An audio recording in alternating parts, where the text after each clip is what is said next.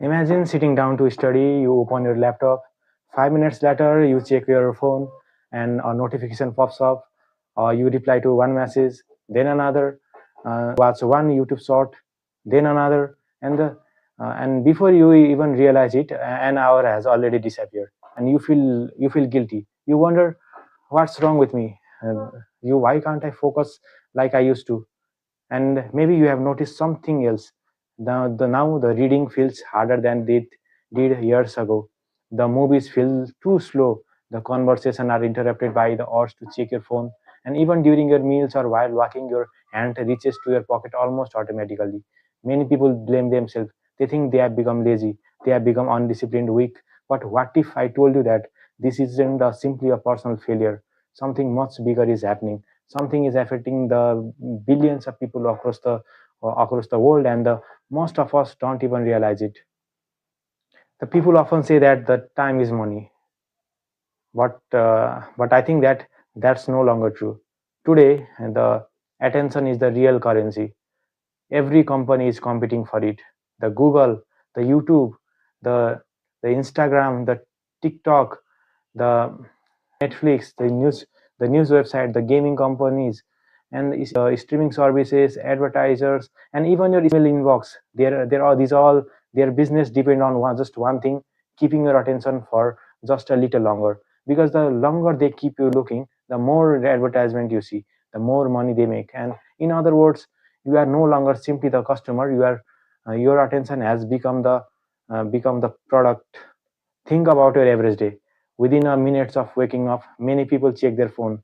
They people check their notification, their messages, their emails, their Instagram, their Facebook notification or Facebook messages, the TikTok, and the news, YouTube, especially the YouTube Shorts, and throughout the day, hundreds of tiny interruptions compete for your mind, and each interruption lasts only a few seconds, but these all together they slowly reshape how your brain pays attention.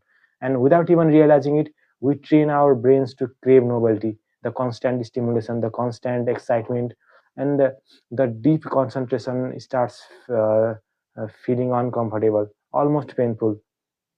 This isn't just about productivity. The poor attention affects almost every part of our life.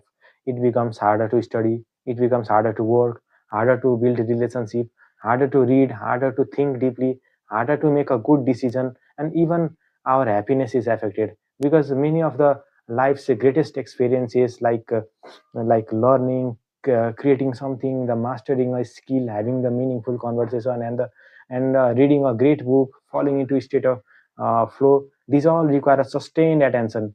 And lose your attention, and gradually you lose your ability to experience the many of the richest part of your life. For years, the peoples have been told that you just need more discipline, stop being lazy, try harder. But modern neuroscience paints a much more complicated picture. Your brains have evolved over millions of years in an environment completely different from today's digital world. Our ancestors never had thousands of notifications. They never had infinite scrolling, algorithm-driven videos, or the devices designed by the teams of behavioral psychologists and engineers whose job is to keep us engaged. But today, our brain is facing challenges. It was never designed to handle that. Doesn't mean you are powerless, but it does mean that understanding the problem is the first step towards solving it. In this video series, we are going to answer some of the fascinating questions. What exactly is attention? Why does our brain get distracted so easily? Is social media really changing the brain? What role does the dopamine actually play? Why does reading books feel harder now? And is multitasking making you feel less intelligent? Why do sleep, stress, anxiety, and depression destroy concentration? Can you actually train your attention like a muscle? And most importantly, can you get your focus back? The answer is yes, but it requires understanding how attention really works, and that's exactly where we will begin. So before talking why our attention is getting worse, we first need to understand what the attention actually is. And most people think attention simply means concentrating, but neuroscience defined it differently.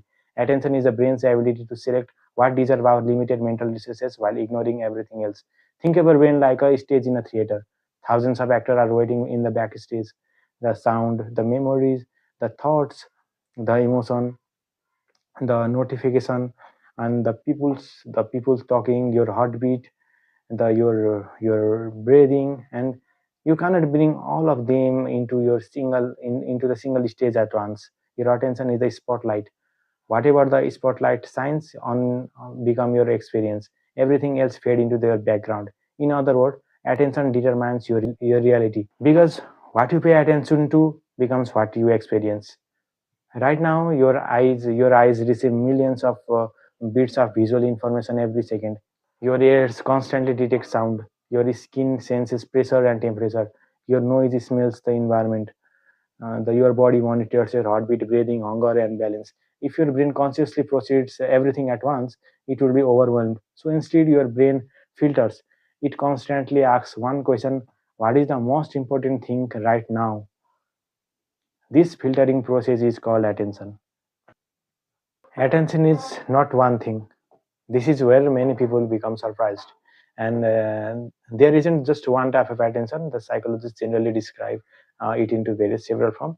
Let's look at the most important ones. So first one is selective attention. This is your ability to focus on one thing while ignoring distraction. Imagine that you are studying in a noisy hospital cafeteria. The people are talking, the phones are ringing, the plates are catering, yet somehow you continue reading. Your brain suppresses the irrelevant information, and this is known as selective attention. And without it, every sound would interrupt you. And next, second one, we have the sustained attention.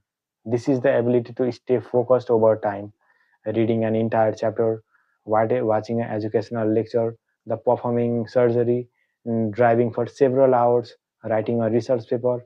These all require sustained attention. But unfortunately, this is the form of attention many people feel they are losing today. And after just a few minutes, their brain wants something new. The executive attention, and this is the one of the most powerful abilities of the human brain. The executive attention helps you to resist temptation. Imagine that you are studying, suddenly your phone's light off, your brain wants to check it, but your executive attention says no, keep studying. And this system is closely connected to closely connected to self control. It is one reason the attention and the discipline are deeply related. And fourth, we have is divided attention. The people often call this as multitasking, while talking while driving, cooking while listening to a podcast, walking while texting. And people believe they are many people believe that they are good multitasker, but neuroscience tells a different story. We will come back to this later, because one of the biggest myth about productivity is that multitasking makes us more efficient. The myth of multitasking. Here is something fascinating. Your brain doesn't truly multitask during the complex mental work. Instead, it rapidly switches between the tasks. Study, phone, study, message, again study, and then again notification. And every switching has a cost. The uh, researcher call this the switching cost. And even a brief interruption can leave part of your attention stuck on the previous task. And this is called as attention residue, a concept popularized by organizational psychologist Dr. Sophie Leroy. And imagine reading an important chapter, then replying to a message. Even after returning to your book, part of your mind is still thinking about that conversation. Your attention isn't just fully back. Over time, your constant switching reduces the quality of thinking, not because you are unintelligent, but because your brain wasn't designed for endless interruptions. So, question is, why did attention evolve? Our brains evolved over hundreds of thousands of years. For most of the human history, the survival depended on noticing the sudden changes, a rustling bush, an unfamiliar sound, a movement in the distance. Ignoring this signal could mean death. Our ancestors who noticed novelty quickly were the most likely to survive, and that ancient survival system still exists inside us today. Except now, instead of reacting to predator, it reacts to notification, the breaking news, the viral videos, the new emails, the trending topics, and the and our The same brain that once protected us from danger is now constantly pulled towards the digital novelty. And this isn't because your brain is broken, but it's because your brain is ancient, living in a world that is completely new. And the brain attention. Scientists have identified several brain networks involved in attention. You don't need to memorize their name, but understanding what they do is fascinating. One network helps you stay focused on a task. Another detects new or unexpected events, and another helps you plan and make decisions. And normally, this system work together beautifully. But when novelty constantly interrupts us, the alert system become more overactive, while sustained focus become harder. It's like trying to read a book while someone taps you on a shoulder every 30 seconds, and and eventually your brain begins expecting interruption, and that expectation itself make concentration more difficult. Here is perhaps the most important idea in this entire video. Your life is ultimately shaped by what repeatedly captures your attention. If your attention is uh, constantly pulled towards outrage, your world begins to feel angry. If it is constantly pulled towards comparison, your life starts feeling inadequate. And if it is constantly pulled towards learning, you become more knowledgeable. If it is pulled towards meaningful work, you gradually build expertise. And the philosopher and psychologist William James wrote more than a century ago that my experience is what I agree to attend to. And in many ways, he was describing something neuroscience continues to support today. The attention doesn't just determine what you notice, it influences what you remember, what you learn, and what habits you build, and ultimately who you become. Now that we have understand what attention is, the next question is impossible to ignore. If our brain evolved to focus so well, why does concentrating feels harder than ever? The answer isn't simply a lack of discipline. Behind every notification, every endless feed, and every recommended videos lies a multi-billion dollar industry competing for your one thing, that is your attention. And in next video, we will uncover the hidden economics, the psychology and technology behind what experts call the attention economy. Once you see how it works, you will never look at your phone the same way again. In the last video, we discovered that attention is one of the most valuable resources a human being possesses, and it shapes what we learn, what we remember, what we become. But understanding attention raises an even bigger question. If our brains evolved to focus so well, why does concentrating feels harder than before? Have humans suddenly become lazy? Have we become suddenly less disciplined, less intelligent, or is something else happening? And today we will explore an invisible battle taking place every single day, a battle involving billion-dollar companies, the artificial intelligence, the behavioral psychology, and just one prize, your attention. And many of the world's smartest engineers, psychologists, the data scientists, the AI researchers are working every day on a single problem. How can we keep your how can we keep you engaged for just one more minute? And not because they want to harm you, but because your attention is incredibly valuable. The business model of internet is such that, suppose, let's imagine that there are two business. The first one sells shoes. The more shoes it sells, the more money it makes. And simple. Now imagine YouTube or Instagram or in TikTok or any platform like Facebook. They don't just primarily sell videos, they don't just sell photos, they don't just sell entertainment. Their main business is selling advertisement. And advertiser pay for one thing, the human attention. The longer you stay, the more advertisement you see. The more advertisement you see, the more revenue the platform earns. And suddenly everything makes sense. The infinity scrolling, the autoplay, the recommended videos, the push notification, the endless feed, and these are not just random feature. These are designed to increase just one number, the time spent on the platform. And because in the digital economy, the more attention usually means more profit.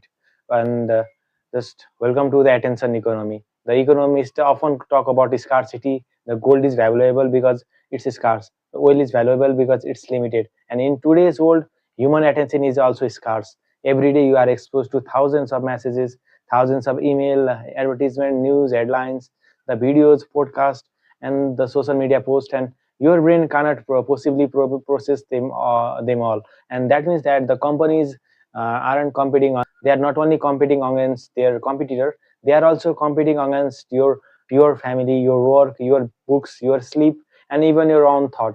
So whoever captures your attention wins. So why it social media feels impossible to put down? And have you ever opened Instagram planning to spend 5 more minutes, looked up for 45 minutes, and later wondering where the time went?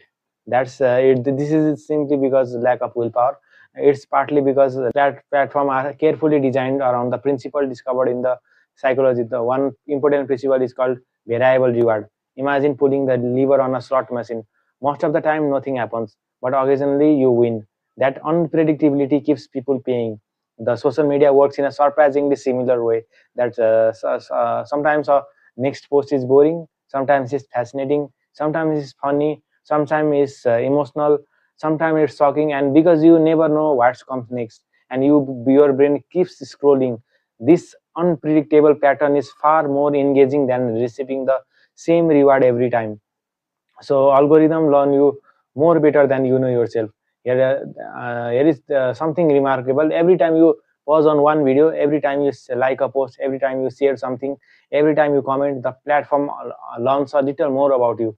It begins building a detailed model of your interests, not because someone is personally watching you, but because the machine learning system analyze billions of interaction. The gradually your feed becomes increasingly personalized, and the goal isn't necessarily to show you what's true or what's healthy or what's meaningful. The goal is often to predict what content is most likely to keep this person engaged, and sometimes those goals overlap, sometimes they don't.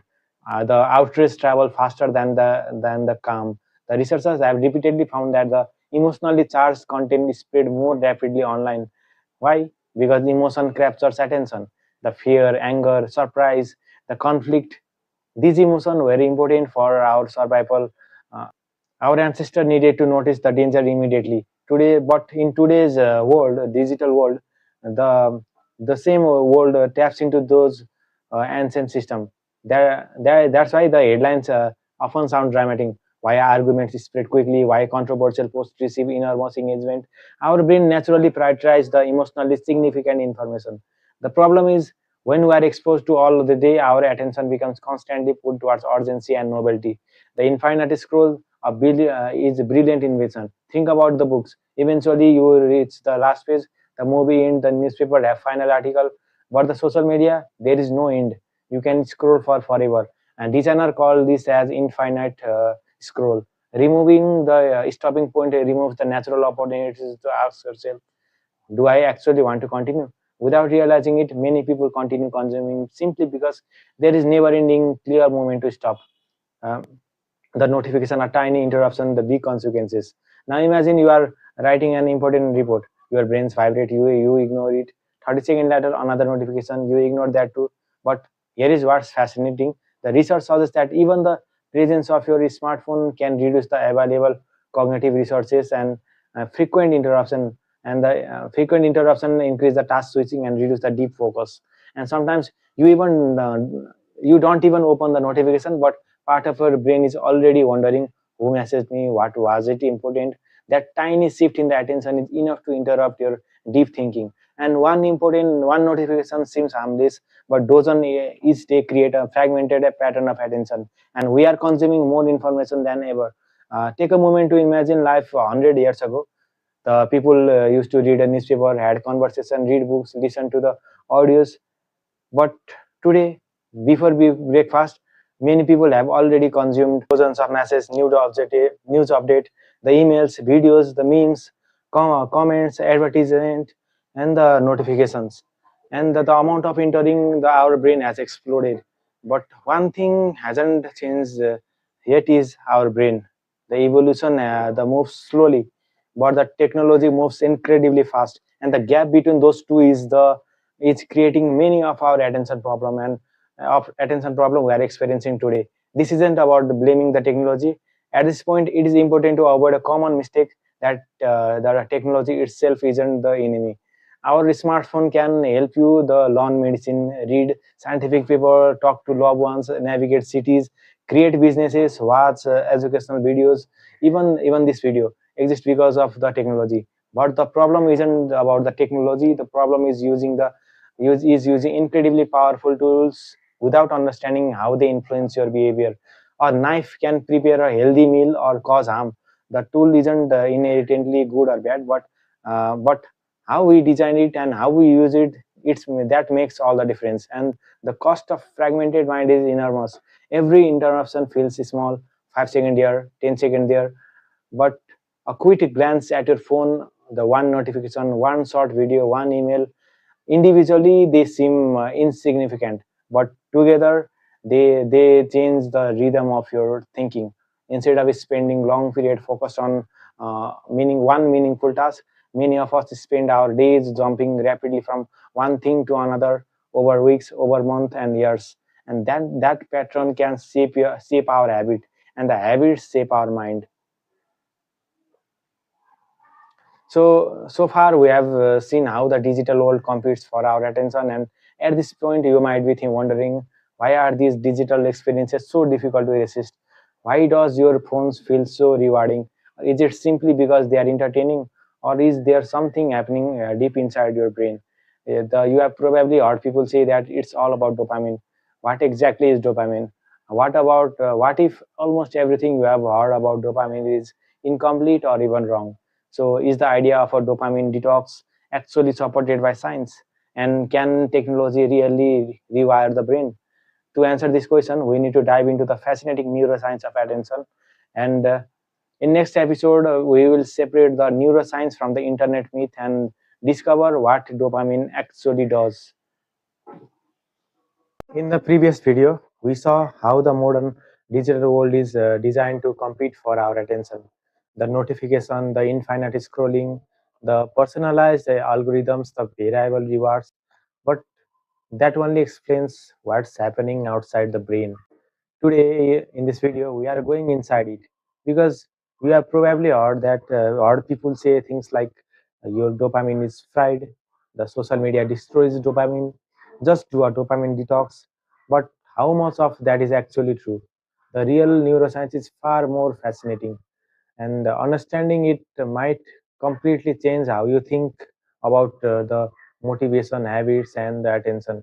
So, let's clear up one of the biggest myths on the internet, that is the great dopamine myth. And if you have spent any time watching the productivity videos, you have probably heard statements like the dopamine is the pleasure chemical. Your phone fries your dopamine. Just do a dopamine detox. These these statements sound convincing, but neuroscience tells a much more interesting story. And the dopamine is not simply the brain's pleasure chemical. In fact, the people can experience the pleasure even when the dopamine signaling is reduced. So, what does dopamine actually do? One of its most important roles is helping the brain learn what is worth paying attention to and what's worth pursuing. The dopamine helps us to answer the various questions like, should I do this again? Is this important? Should I keep trying? The dopamine is about the motivation.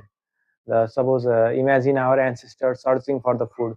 If they found a tree full of fruit, their brain needed a way to remember it. The dopamine help reinforce the behavior that improve the survival, like finding food, finding water, the building relationship, learning, exploring. Not because these things were always pleasurable, but because they were valuable. But today, the same system still exists in our brain, but except now the instead of fruit trees, our brain dopamine is responding to the like, notification, the messages, the short videos, the breaking news, and every time something unexpected appears, your brain asks, your is this important? And sometimes The answer is yes. Sometimes it is important, but often, many times, often it is just another cat video or and other random videos or a random scroll. But your brain doesn't know what until it looks. Why novelty is so powerful? Here is a fascinating fact. Your brain is naturally attracted to the novelty. Why? Because throughout the evolution, the new things could mean opportunity or danger, a new food source, a new predator, a new shelter, uh, a new social alliance. Paying attention to something new increase the chance of survival, and that is ancient survival system is still operates today, and which means that every notification, every new post, and every headline saying the breaking news automatically competes for your attention, and not because you are weak, but because your brain has been evolved that way. Your brain is a prediction machine. So the scientists increasingly describe the brain as a prediction machine. Your brain constantly predicts what will happen next. Then, then our brain compares our expectation with the reality. Imagine checking your phone. Sometimes nothing is interesting. Sometimes there is an exciting message. Sometimes someone has liked your post, and sometimes there is the bad news. But the internet, the phone is unpredictable. The unpredictability matters for our brain. That unexpected reward often triggers stronger dopamine responses than expected one, and this is the one reason unpredictable digital reward can become so compelling. And your brain consumes around 20% of your body's energy, and even though it makes up only about 2% of your body weight, it consumes 20% of your energy. And because thinking is expensive, the brain tries to automate the repeated behavior. And this is where the habit comes from. At first, checking your phone requires a conscious decision, and eventually you don't decide it. You simply reach your pocket. You even without realizing it, you go to the pocket and check your phone. And have you ever unlocked your phone only to forget why you picked it up? That's called habit loop in action. Not because you are addicted, but because the repeated behavior become increasingly automatic. And there is something called as neuroplasticity, the brain that changes itself. One of the most remarkable discoveries in the neuroscience is something called as neuroplasticity. And for centuries, the people believe the adult brain was fixed. But today we know that that's the wrong. Your brain changes throughout your life. Every repeated behavior strengthens the certain neural pathway. Think of walking through a forest. The first time there it is difficult, there is no path. But if you walk the same route every day, or a trail appears, the more often you use it, the clearer it becomes. The brain works similarly. The more frequent you switch attention, the better your brain becomes at switching. The more frequently you sustain focus, the more the better your brain becomes at sustained focus. That's the clue. And in other words, you become what you repeatedly practice. So why reading feels harder than it used to? So many people have the similar experience, and they tell something interesting. I used to finish a book easily. Now I read just 2 pages and suddenly I want to check my phone. This isn't because the books have become worse. The books haven't changed. Our habits have. The reading requires a sustained attention. The reading requires sustained attention, as we discussed in the first video about the attention, the patience, the working memory, the imagination, the digital media often reward something different.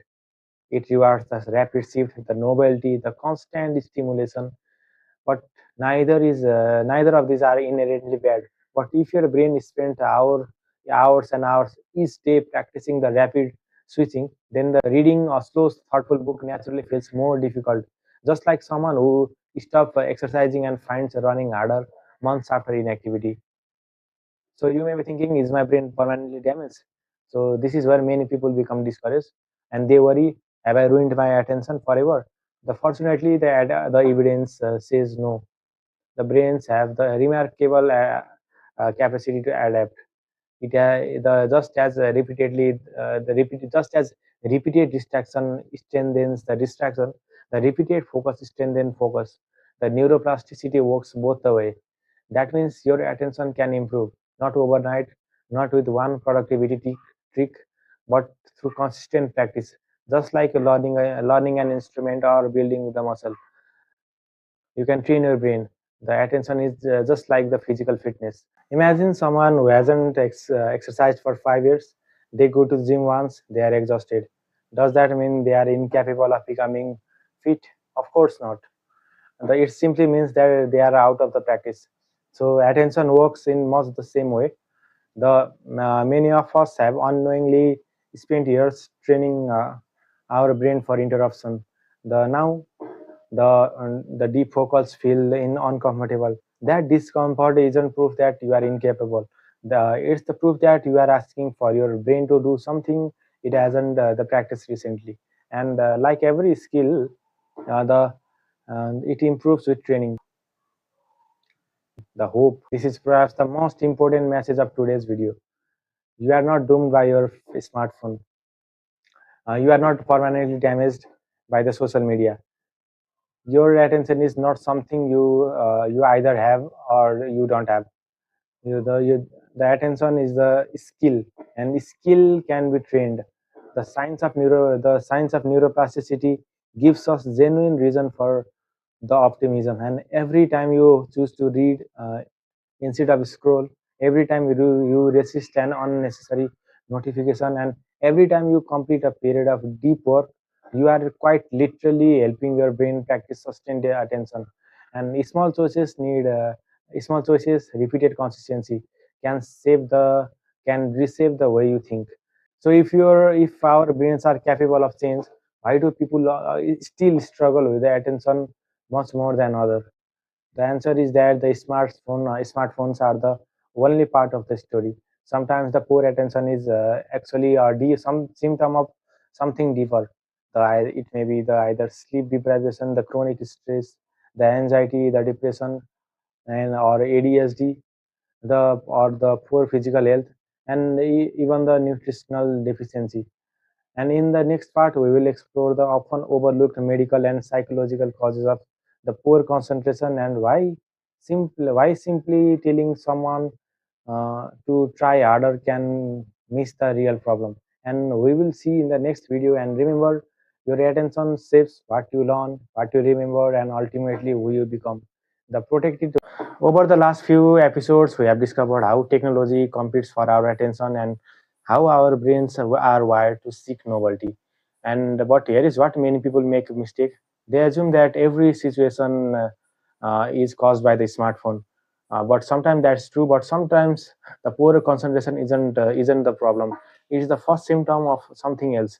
Only the smartphone are not responsible. Suppose imagine a patient comes to a hospital with a fever. The fever isn't the disease; it is the signal. The real cause could be pneumonia, malaria, or COVID-19. So similarly, or dozens of it can be of the dozens of other condition can cause fever. So poor attention is similar. It can be a first sign that the something deeper is affecting the brain, and even an underlying medical condition can be there which causes the poor attention. So today we will look at the attention the way doctors look the patient, and instead of asking why can't I focus, we will ask what is preventing my brain from focusing.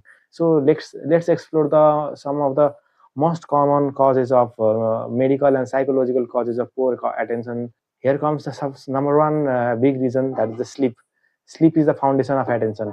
If I had to choose one factor that affects attention the most, it would probably be sleep. Many people proudly say that I only sleep for 5 hours, but neuroscience says something different. The sleep isn't the passive rest. Sleep is an active process during which our brain consolidates our memories. It clears the metabolic waste, and our brain helps to restore the cognitive function in the sleep. Even after one night of inadequate sleep, many people experience the slower thinking, reduced attention, and more distractibility, and the poor working memory and the slower reaction time. And they also have the more impulsive decision. And think of your own experience after an one night stay where you haven't slept. Does steering become easier or harder next day? So you know the answer. Most people already know the answer. And sleep deprivation doesn't just make you feel tired; it makes your sustained attention much more difficult. So that's why the adequate sleep is very important. And next important factor we have is the chronic stress. Our brain evolved to respond to the danger. When you are faced an emergency, your brain shifts into the survival mode. Our heart rate increases, the stress hormone rises, and attention narrows towards the immediate threat. That's helpful if you are escaping a tiger. But modern stress is different. The deadline, the financial worries, the relationship conflict, the exam pressure, the hospital workload, or even any job you do, any job pressure. This stressor may last for a month, and when stress becomes chronic, it can make it much harder to concentrate, learn, and think clearly. So instead of focusing on your work, your brain keeps returning to your source of worry, and that is the important source of poor attention. And next we have is anxiety. Many people think that anxiety means feeling nervous, but anxiety also affects the attention. Imagine trying to read a textbook while another uh, you are trying to read a textbook, and your another part of your mind keep asking, "What if I fail? What if something goes wrong? What if people judge me?" Their attention is limited during those conditions. And when anxious thought occupy a part of our brain capacity, there is less attention remains for our learning. And people often describe this as, I read the page, but nothing goes inside the brain. So anxiety could be a contributing factor for your poor attention. And next, we have the depression. Depression is far more than sadness. It is one of the common symptom. It's one of the common symptom is difficulty in concentrating. People often experience a mental slowing, reduced motivation, and difficulty in making decisions. And trouble, they have trouble remembering the information. They have the poor sustained attention, and sometimes patients worry that they are becoming less intelligent. But in reality, their cognitive performance is being affected by the depression. As the mood improves, the attention often improves as well. So your mental health condition has a very important role in attention. Next we have is ADHD. So now let's talk about ADHD, which is one of the most misunderstood condition on the internet. The ADHD doesn't simply mean the someone can't pay attention. In fact, many people with ADHD can focus intensely on activities that they find engaging, and this is also sometimes called as hyperfocus. But the challenge is regulating attention consistently. The tasks that are repetitive, delayed in reward, or less stimulating may be much harder to sustain. And not everyone who struggle with focus has a ADHD, and not every distracted person need medication. What if someone has experienced the significant difficulties with attention since childhood, across the multiple setting with meaningful impairment, and a proper assessment by a qualified psychologist or psychiatrist is necessary, and self-diagnosis from social media can be misleading. So we have the next is information overload. You think about your brain like a computer. If you open 100 program at once, the performance of the computer slows. Similarly, our brains have limits too. Every article, every podcast, and every small notification, every email, every unfinished task consumes the mental resources. Sometimes we don't need more information. Sometimes we need more time to process what we already know. So more information is not always healthy. They reduce your attention. And next we have is physical health.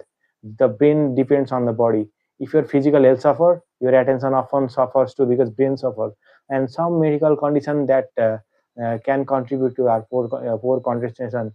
Poor concentration. They include like various conditions like iron deficiency anemia, the vitamin B12 deficiency, thyroid disorder, and poorly controlled diabetes, chronic pain, certain medication, substance abuse, and these various conditions can cause attention. And but they don't explain every case of poor attention, but they are important possibility, if especially if the concentration problem are new or accompanied with other symptoms. These conditions should be ruled out, and it should be done by healthcare personnel.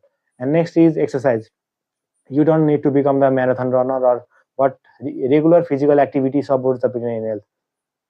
The exercise has been associated with the improvement in attention, executive function, mood, and overall cognitive performance. And one reason maybe that it increases the blood flow to the brain, and it releases the various growth factor involved in brain plasticity, that is neuroplasticity, and even daily work can make the meaningful difference. Exercise is very important for your attention.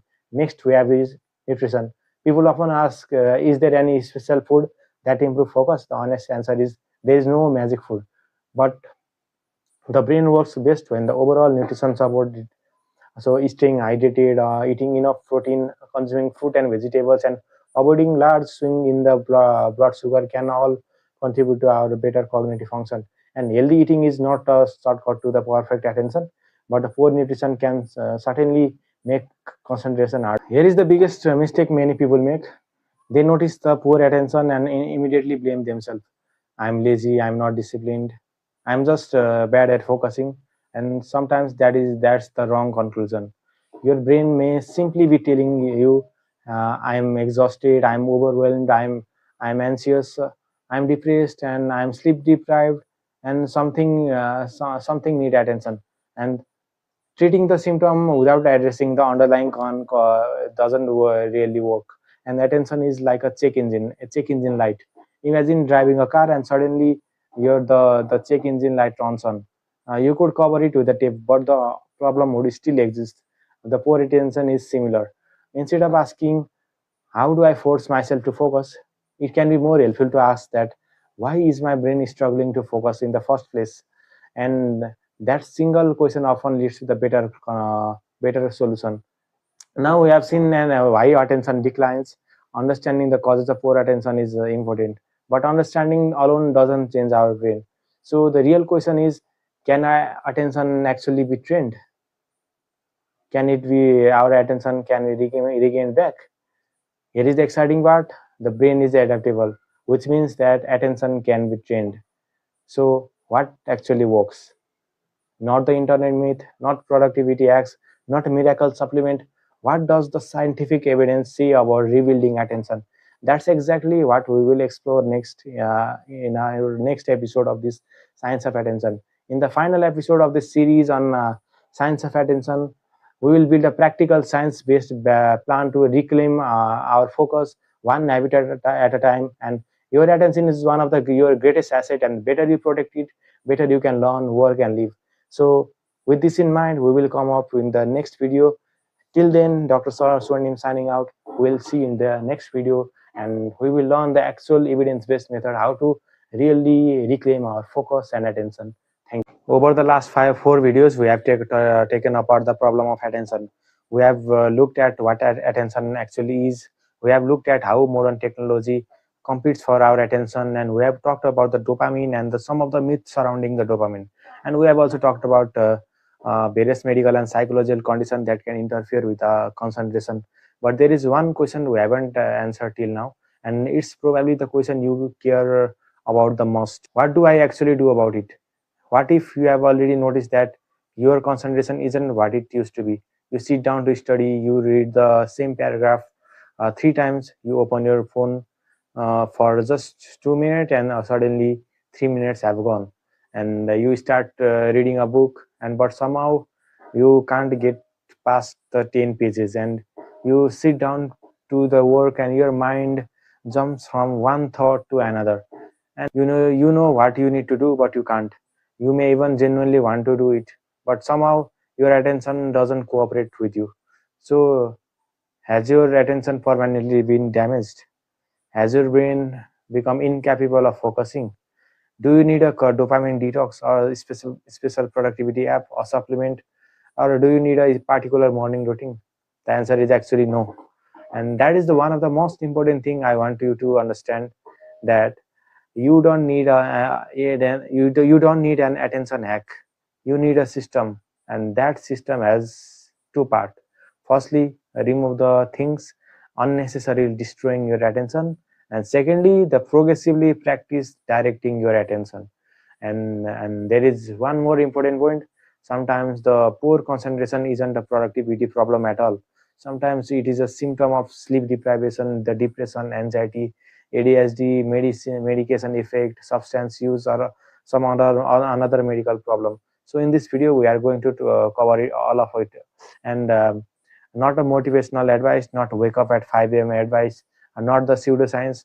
I'm going to talk about a practical, evidence-based, informed approach to getting your attention back.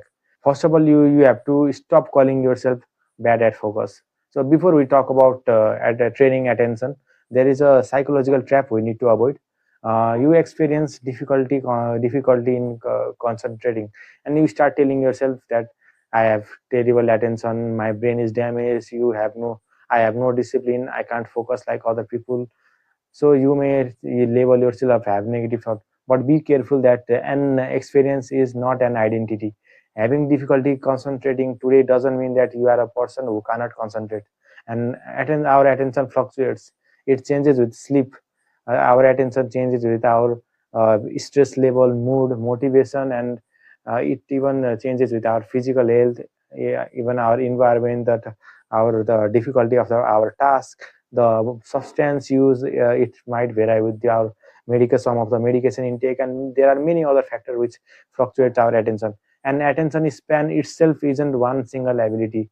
There is sustained attention, selective attention, divided attention, the executive control, the working memories, and there is the ability to inhibit distraction, the ability to shift attention when appropriate. So instead of asking how do I increase my attention span, you can better question is that how can I improve my ability to deliberately direct and maintain attention when something important requires it. So that's much more useful target. Before training attention, find out what is damaging it. And this is probably the most medically important part of this entire video. Imagine that someone has a poor concentration because they are sleeping 5 hours a night, and you tell them meditate for 20 minutes, but that's not enough. Or someone has untreated depression, and you may just tell them to meditate. Or someone has severe anxiety or ADHD, obstructive sleep apnea, or they are taking a medication that causes sedation, or they are using the alcohol or other various substance. And in those situations, simply telling the person to just try harder misses the actual problem. The sleep loss, for just example, like sleep loss, for example, has been repeatedly been associated with impaired sustained attention and executive functioning. 2024 systematic review and meta-analysis found that even a single night of restricted sleep can increase attentional lapses and slow sustained attention response. So before you try to optimize your concentration, ask yourself, is there a reason my brain is struggling? Think about it. Think about your sleep. Are you consistently sleeping too little? Do you wake unrefreshed in the morning? Do you snore heavily? Do you have excessive daytime sleepiness? Uh, Ask yourself. Talk about your mental health. Are you persistently depressed, sad, anxious, overwhelmed, or constantly ruminating? Have the overthinking habit, or do you have ADHD since the childhood? Have attention problem been present since your childhood, or do they occur across multiple settings? So do they cause significant impairment? These are the things you have to remember. So also there one more point: the ADHD isn't diagnosed simply because someone spent too much time on the phone. A proper diagnosis requires a clinical and developmental assessment, including the symptoms across the setting and consideration of other explanation. So that's how the physical, mental health, sleep, these are important. The physical health, depending on a person, the clinician may consider things such as anemia, thyroid disease, nutrition problem, chronic pain, sleep disorder, the neurological condition, medication effect. And the point isn't that everyone with poor concentration need a giant medical workup. The point is that don't treat a symptom as a productivity failure when it may be a health problem. So if your concentration has changed substantially, is persistent, and is interfering with your education, work, or a daily life, consider discussing it with a qualified healthcare professional. So that is the very important part of the video. Your sleep, mental health, and physical health can interfere with attention. And don't try to force your brain into focus. There is another mistake. You sit down, you decide, today I'm going to study for 6 hours without getting distracted, and after 10 minutes you are deciding you are checking your phone, and then you feel guilty. Then you try harder, then you again fall again, and this creates a vicious cycle. So instead of that, what you can do is the uh, train your attention progressively. Think about your attention as a physical exercise. If someone hasn't exercised for years, you don't tell them run a marathon tomorrow. You start an appropriate level. The attention training should work similarly. If you currently manage 10 minutes of focused work before drifting away, the 10 minute is your starting point, and not your say that is not your same. The attention training principle, progressive overload. Here is the practical framework I want you to remember. Focus, distraction, notice, return and repeat. Focus, distraction, notice, return and repeat. That is the basic repetition. First of all, you focus on something, your mind wanders, you notice it, and you return and you continue. The goal isn't never get distracted, and that's on the unrealistic goal. Our goal is to get better at noticing distraction and returning to the task. So that's very important. Noticing distraction and returning to the task, that distinction is extremely important. And because people often interpret mind wandering as failure, but it isn't. The important moment is what happens when you notice. If you notice that, if you notice I'm thinking about Instagram, and you again return to the book, that's a successful repetition. If you notice I'm worrying about tomorrow, and you return to the task, that is another repetition. Your brain will wander, no doubt, it will wander, but your job is to practice returning, and that's very important. Start with a focus baseline. Here is something I want you to actually do tomorrow. Choose one cognitively demanding activity. For example, you can go for studying, reading, writing, or you can do for coding, research, or whatever you do. Either it may be solving question. Whatever you do, put your phone away. Choose just one task and set a timer for 25 minutes and work. Don't obsess whether you are perfectly focused. Simply observe. Just after that, afterward, ask how many times did I get distracted? What distracted me? And was it my phone, or it was other people, or it was what distracted me? It's my own anxiety, boredom, hunger, or fatigue, or whatever. Just notice. Or was another task distracted me, or just a random thought? So you are creating a baseline, because you can't improve what you never observe. So just notice your baseline and be aware, and then build your focus gradually. Suppose you currently manage 20 minutes, don't immediately aim for 3 hours. So try, first of all, try for 1 week, try for 20 to 20 minutes of the session, the focus session. Then in the second week, you may to go for 25 to 30 minutes. In third week, you may go for 30 to 40 minutes. And in fourth week, you may have to go 40 to 50 minutes. And eventually, depending on the task and the person, you can go for longer session. But here is the important part. Don't worship the timer. There is nothing magical about 25 minutes. There is nothing magical about 50 minutes. The Pomodoro method is a useful structure. Pomodoro is not a law of neuroscience. So the appropriate duration depends on the task. The appropriate duration depends on your baseline, your fatigue, and your skill. So and it also depends on your environment. So the principle is simply that start at a level you can sustain, then gradually increase the demand. So do the focus task, practice the Pomodoro based on their baseline. And seventh is remove distraction before they happen. Now we come to one of the highest return intervention. Don't depend entirely on the willpower. Change the environment. Suppose you are studying, your phone is besides you. The notification are turned on, the Instagram is logged in, the WhatsApp is open, the YouTube is one tap away, and you tell yourself that I will just use the self control. You are making the task unnecessarily difficult. Instead, what you should do is put the phone physically away. Put your phone. Do not put your phone on the face down. No, you do not put your phone beside the laptop. Put your phone away into the another room if possible. Turn off the unnecessary notification. Close the irrelevant browser tab. Use website blocker if necessary, and keep only the material required for the current task. And the principle is that the make distraction harder and the desired behavior easier.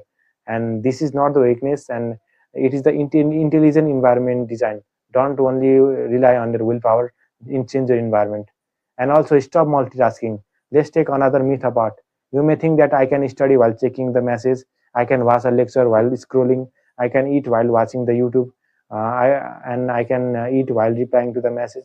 But demanding cognitive tasks compete for processing resources. Rapidly switching between the tasks creates the cost. We have talked about switching cost in the first video, and Here is particularly dangerous version of multitasking, the partial attention. You are technically studying, but part of your mind is wandering for for a notification. You are technically talking to the someone, but you are thinking about your phone. You are technically watching a video lecture, but you are wondering what has happened into the Instagram or politics or whatever your other unnecessary distractibility thing. So practice one screen, one task, one objective at a time. When studying, just study. When you are talking with someone, just talk. When you are eating, just eat. When you are resting, just rest. So just do one thing, whatever you are doing.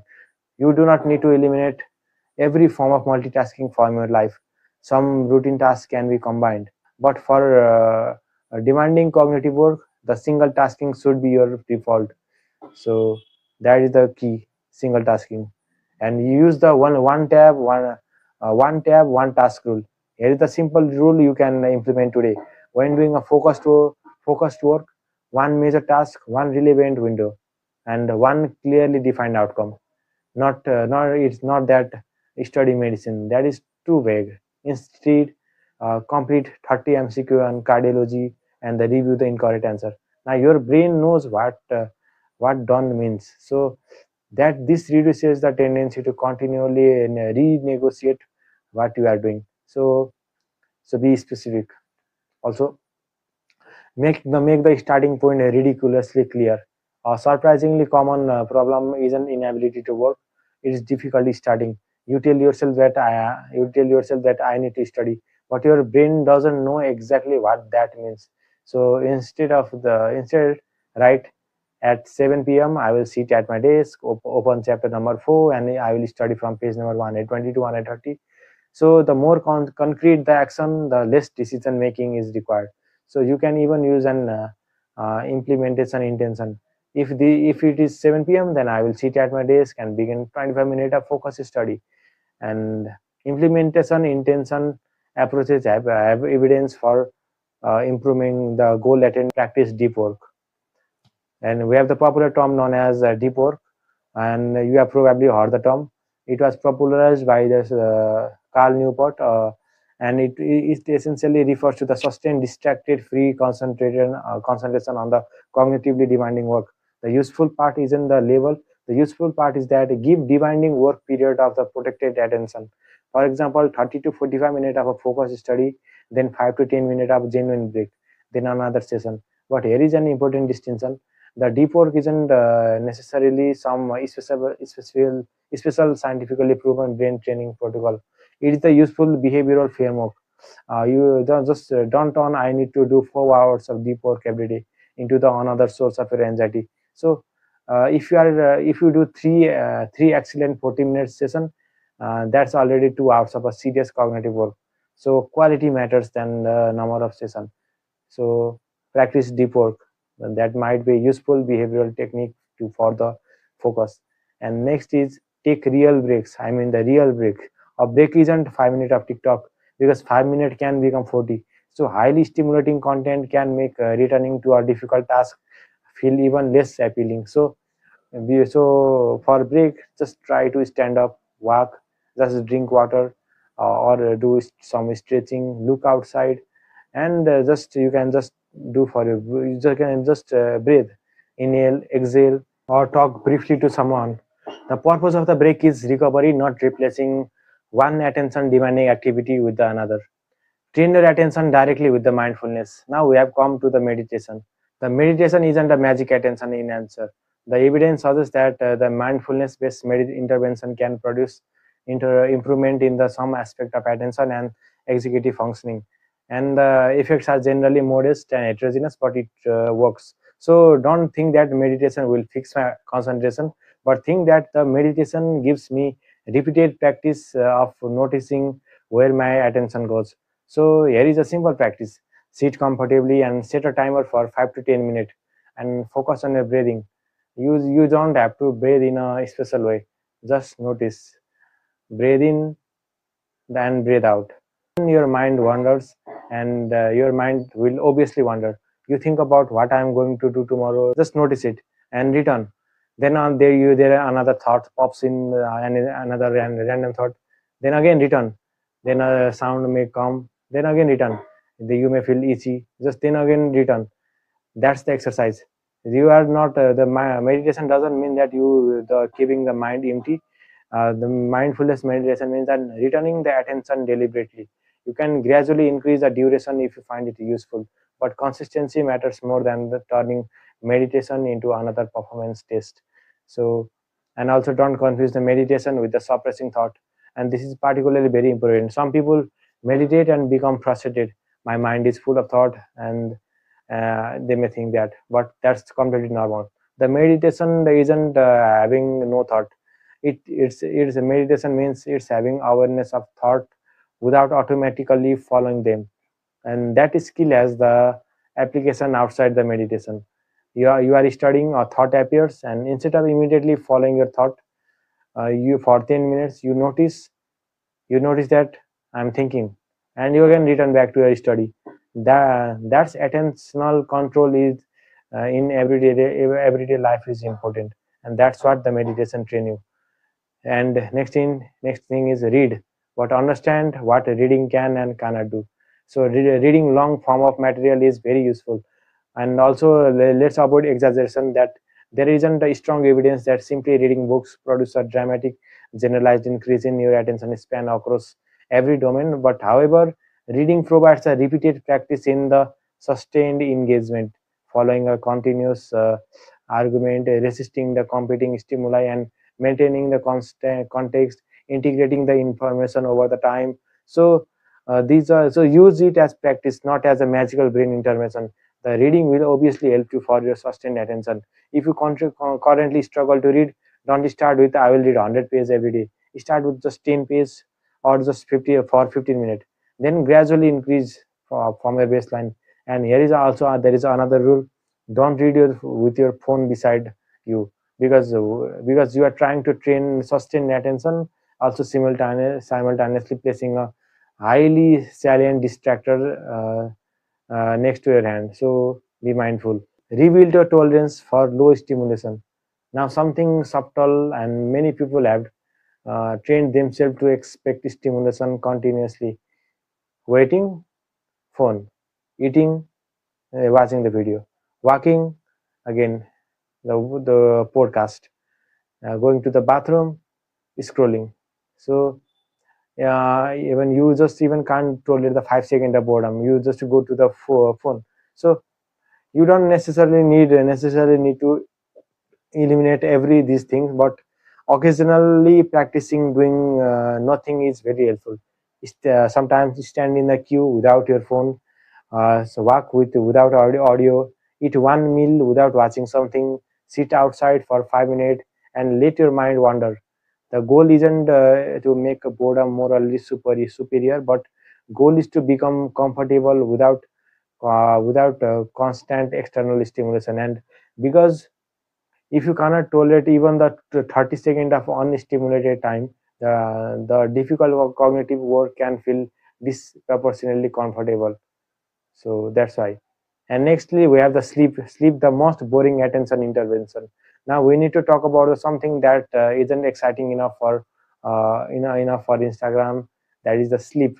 People search for nootropics, the dopamine hacks, brain supplement, productivity system, but the sleep deprivation reliably impairs the cognitive performance, as we have discussed in the previous video, particularly sustained attention and executive functioning.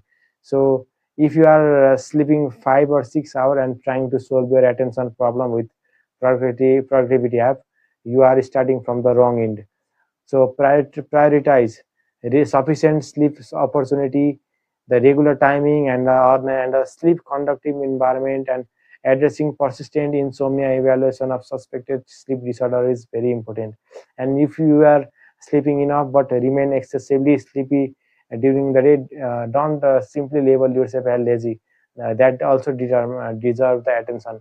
So visit to the qualified for healthcare person. Next is exercise, but don't oversell it. The physical activity is associated with cognitive benefit, including the executive function. So the honest message isn't that exercise will dramatically increase your IQ and attention. The reliable thing is that regular physical activity is good for overall health, and it may provide the modest cognitive benefit while also improving the mood and the sleep. So you don't need an extreme exercise. You can just walk, do appropriate aerobic activity, and use resistance training if medically suitable. And if someone has a musculoskeletal limitation, chronic pain, or another medical condition, the exercise should be adapted rather than blindly copied from the fitness influencer. So that's the point. And next thing, very important thing, is the managing stress and rumination. Sometimes the problem isn't distraction from outside; it's distraction from inside your own head. You are trying to study, but your mind keeps replaying yesterday's conversation, or worrying about tomorrow, or imagining what someone thinks about you.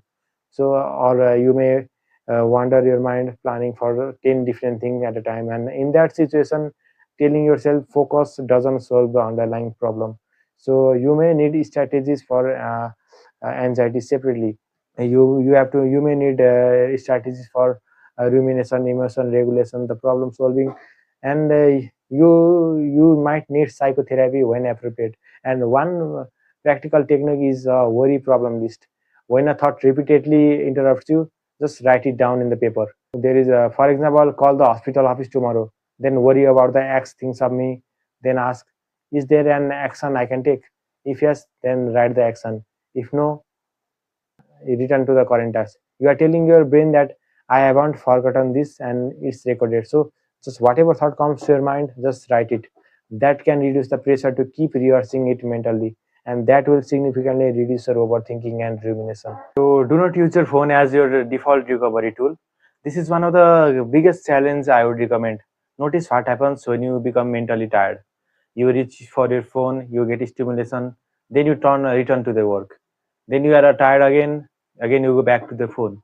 Over time, you may condition yourself to respond to the ordinary discomfort by seeking stimulation, and instead create several low stimulation recovery options that rather than unhelpful thing like scrolling, the walking, stretching, drinking was simple drinking water, the conversation with anyone, or listening to the music, looking outside, the brief rest, breathing, just inhale and exhale, the quiet sitting. The goal isn't just never use your phone. The goal is your goal should be that my phone is not my automatic response to every moment of discomfort.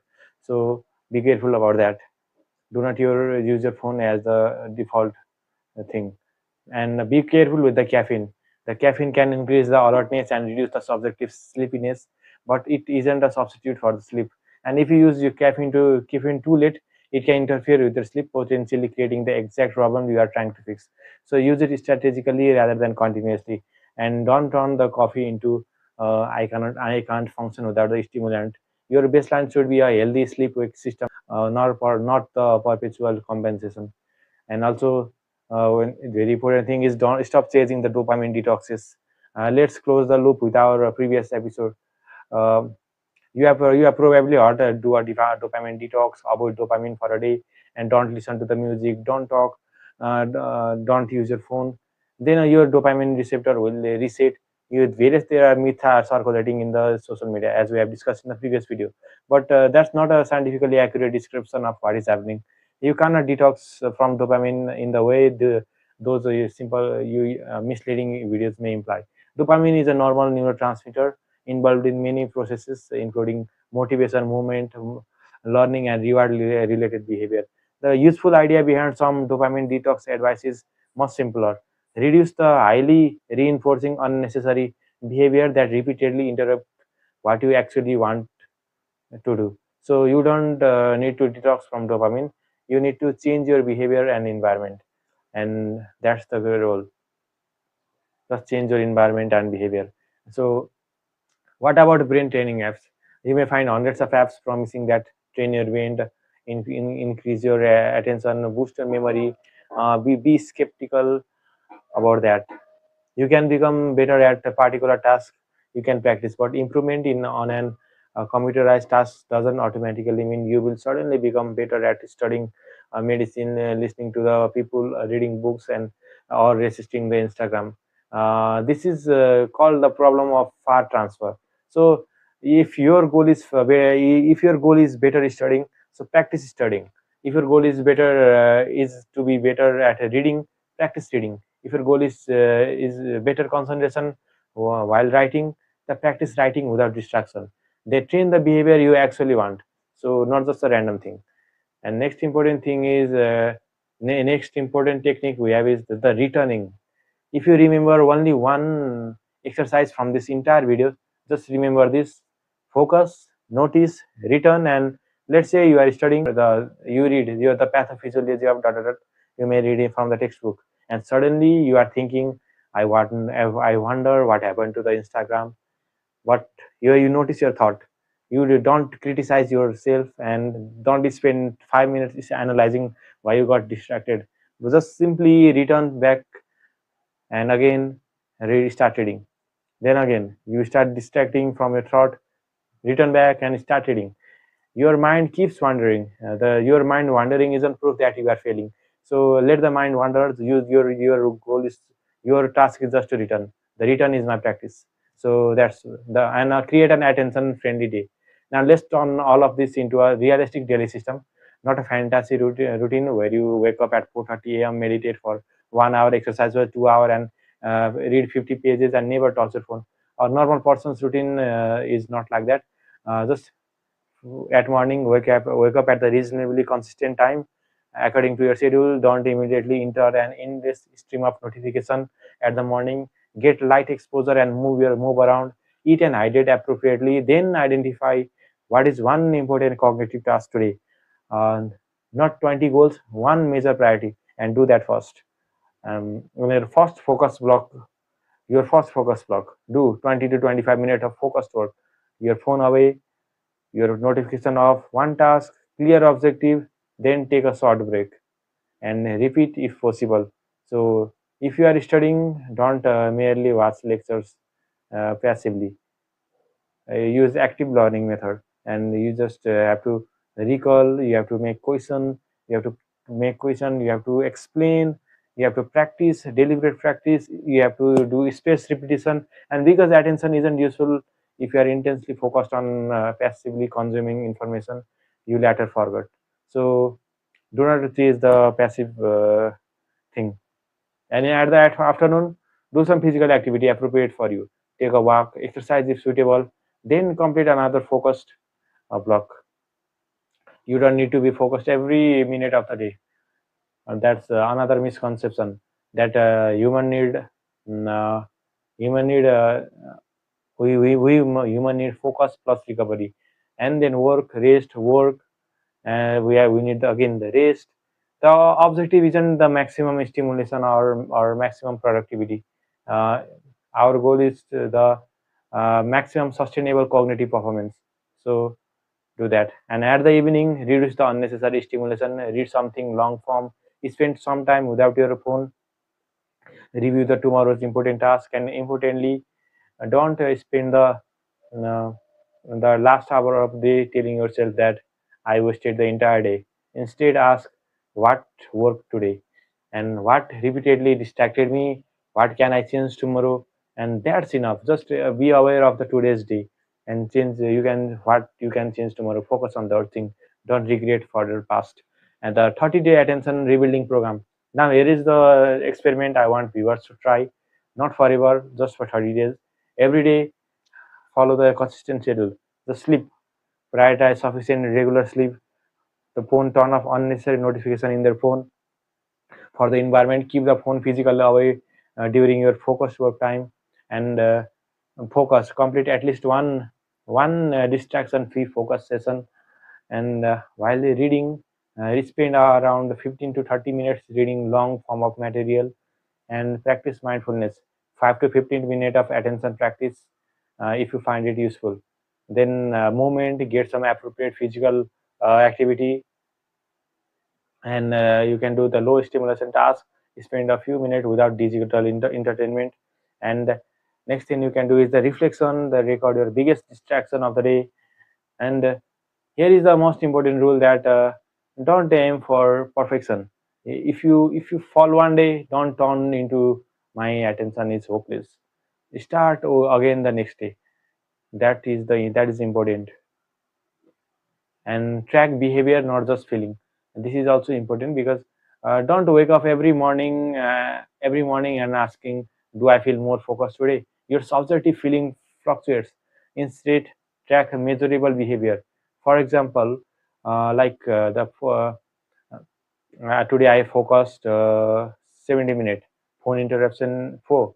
I read 20 minutes. I slept for 7.5 hours. Exercised for 25 minutes. Meditation 10 minutes.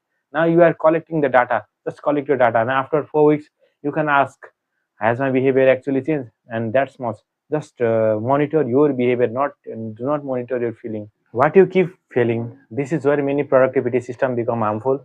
You follow for a routine for 3 days, and the day four fails. Then you keep your telling yourself, I am disciplined, but that's actually wrong. Investigate. Maybe your goal was unrealistic. Maybe the environment was wrong. Maybe you were sleep deprived.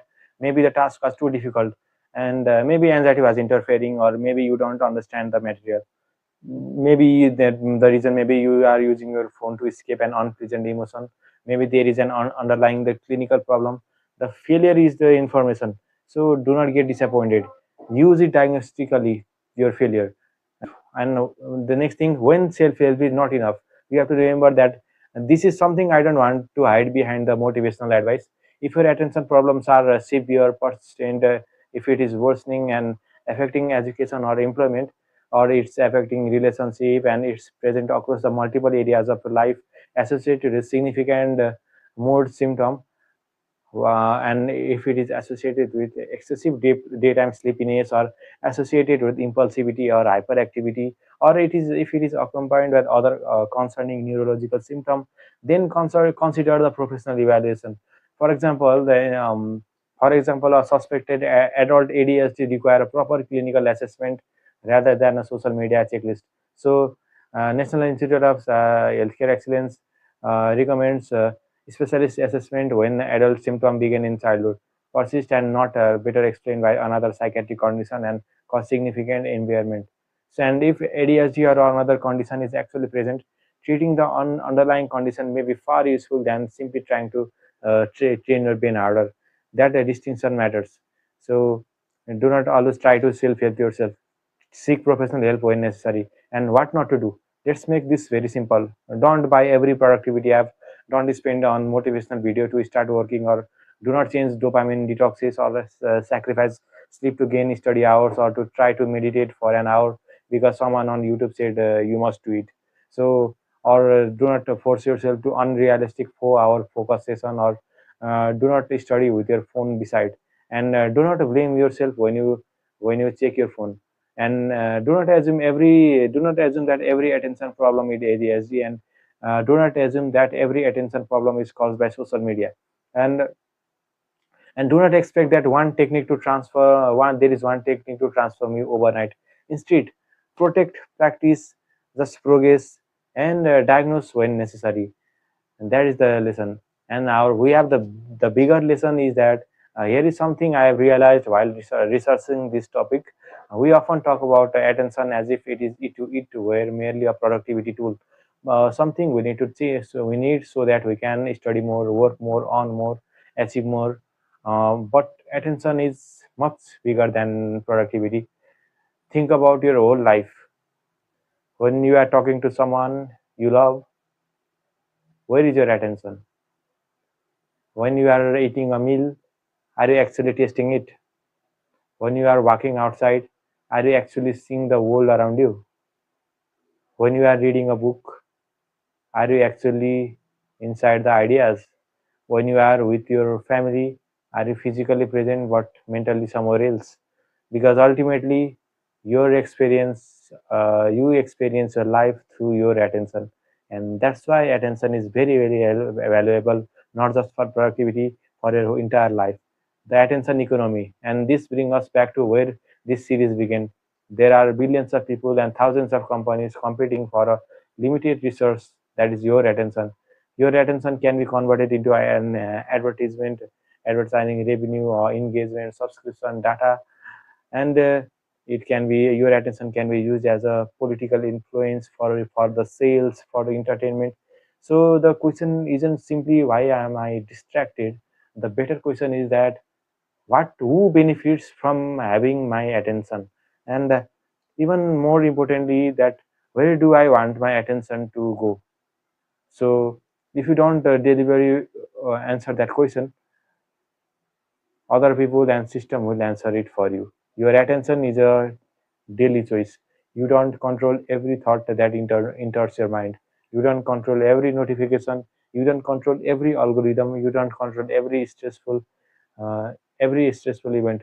But you can gradually become better at choosing what deserves my attention, what doesn't deserve my attention. When should I work? When should I rest? When should I listen? When should I put the phone away? Every time you make that choice, you are practicing. And now I have my final message. So if you have been struggling with attention, I don't want you to leave this video thinking that I need to completely change my life tomorrow. But you don't. You just start much smaller. Tonight, put the phone away for a little while, and tomorrow choose one important uh, choose one important task and give that task your undivided attention. And when your mind wanders, just notice, return, then return again. Just sleep properly, move your body, read, and create an environment that protects your attention, and deal with the psychological or medical problem that interfere with your attention, and repeat. So that's the task, because attention isn't something either you have or you don't have. Yeah, your attention fluctuates.